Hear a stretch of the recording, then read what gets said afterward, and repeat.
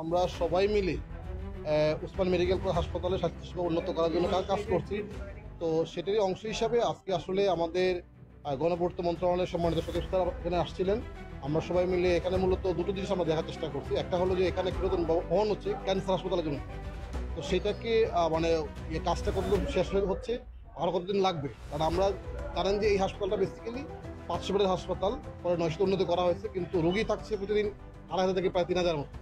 এই জন্য দ্রুত এখান থেকে কিছু ডিপার্টমেন্ট পাশাপাশি বিল্ডিংয়ে সরানো দরকার। তো মূলত ওই বিল্ডিংয়ের কাজটাই আসলে কতটুকু এগিয়েছে ওইটা দেখার জন্য স্যার এখানে আসছিলেন, হাসপাতাল সার্বিক অবস্থা দেখার জন্য এখানে আসছেন। তো আমরা আশা করছি যে নতুন যে ভবনটা হচ্ছে সেটা হয়তো আগামী 2-3 মাসের মধ্যে রেডি হবে, এটা একটা বিষয়। আর সেকেন্ডলি হচ্ছে এই হাসপাতালের যে বিভিন্ন স্ট্রাকচার বা গঠনগত বা কাঠামোগত সমস্যাগুলি আছে, যেগুলো আসলে আমাদের এখানে জানেন যে হাসপাতালে কাজ শুধু আমাদের মানে স্বাস্থ্য মন্ত্রণালয়ের কাজ না, এটার সাথে গণপূর্ত মন্ত্রণালয় কিন্তু জড়িত আছে।